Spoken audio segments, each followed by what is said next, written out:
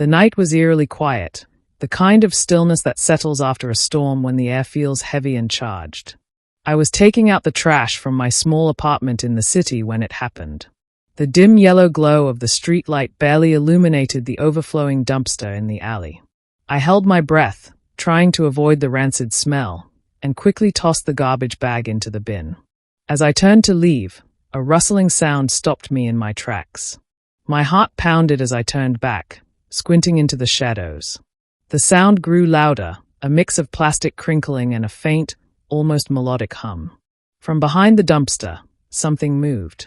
I froze, gripping my phone tightly, ready to call for help. And then she emerged. At first glance, she looked human, a woman, tall and slender, with flowing silver hair that seemed to shimmer under the streetlight. But as she stepped closer, I realized she was anything but ordinary.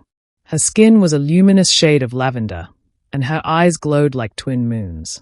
She wore a suit of iridescent material that clung to her form, reflecting the faint light in a cascade of colors. I took a step back, instinctively raising my hands. "Who, or what are you?" I stammered. She tilted her head, studying me with an intensity that made me feel exposed. Then, she spoke, her voice a blend of musical tones and an accent I couldn't place. "I mean no harm. My name is Zalira. I am not from here." Understatement of the century. "You came out of the dumpster," I said, still trying to process what I was seeing. Zalira's expression shifted, almost amused. "It was not my choice. My ship crashed. The waste bin was a convenient hiding place." She glanced at the sky, her glowing eyes narrowing. "I did not expect to be discovered so soon."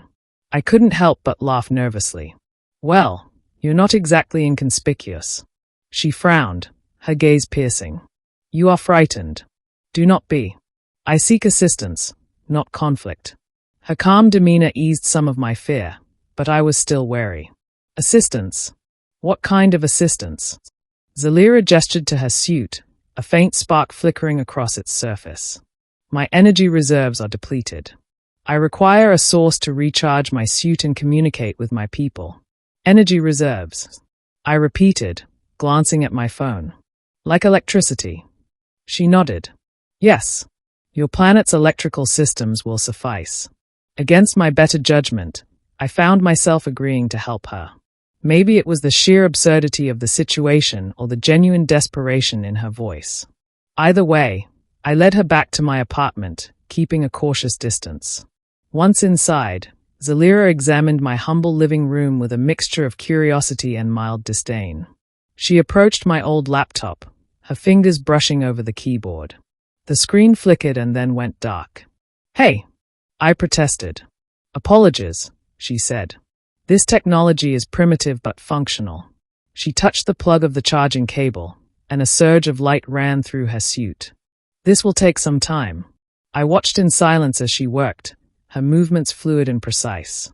Despite her otherworldly appearance, there was something almost human about her, a hint of vulnerability in the way she glanced around or the subtle hesitation in her actions.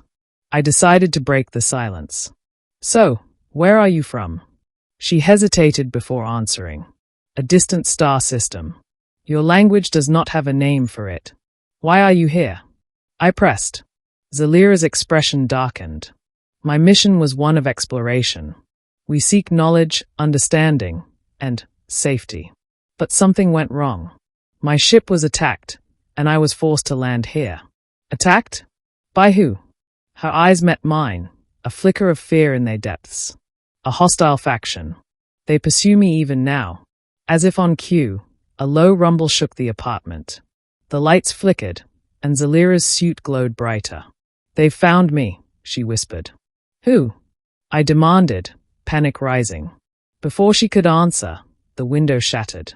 A sleek, metallic drone hovered outside, its red sensors locking onto Zalira.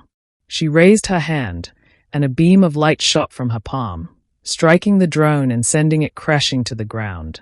"We must leave," she said urgently. "Now!" Grabbing my coat, I followed her out the back door. We sprinted down the alley, the sound of more drones closing in. Zalira moved within human speed, guiding me through the maze of streets. Despite my fear, I couldn't help but marvel at her grace and determination. Finally, we reached an abandoned warehouse. Zalira stopped, her suit glowing with renewed energy. "This will do," she said, turning to face me. "Thank you for your assistance. You should go. It is not safe here, and leave you to deal with this alone." I asked, incredulous. "Not a chance." Her lips curved into a faint smile. "You are brave for one so fragile." Before I could respond, the drones descended.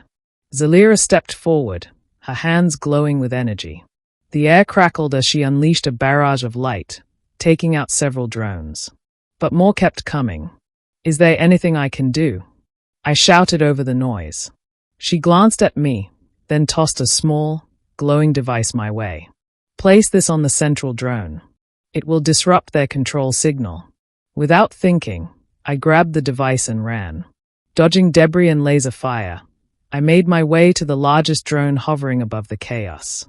My heart raced as I leaped onto a pile of crates, giving me just enough height to reach it. With a shout, I slammed the device onto its surface. The drone emitted a high-pitched whine before exploding in a burst of light. The remaining drones faltered, their movements erratic before crashing to the ground. Breathing heavily, I turned to see Zalira watching me, her expression unreadable. "You did it," she said softly. "We did it," I corrected. She nodded, a hint of a smile on her lips. "Perhaps you are not as fragile as I thought." As the dust settled, Zalira retrieved a small device from her suit. "My ship is not far. With the energy I've gathered, I can repair it and leave your planet.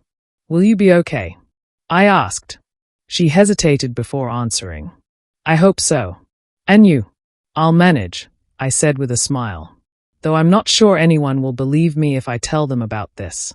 Zalira's laugh was like a melody. "Perhaps it is better that way." She stepped closer, her glowing eyes meeting mine. "Thank you for everything. You have shown me that even in the vastness of the universe, kindness can be found in unexpected places." Before I could respond, she pressed a button on her suit. A beam of light surrounded her, and in an instant, she was gone. I stood there for a long time, staring at the empty space where she had been. The alley was silent once more, save for the faint hum of the city in the distance. As I made my way back home, I couldn't help but smile. My life had been ordinary until that night, but now I knew the truth. The universe was far bigger and stranger than I had ever imagined. And somewhere out there, a lavender-skinned alien named Zalira was continuing her journey. Perhaps, one day, our paths would cross again.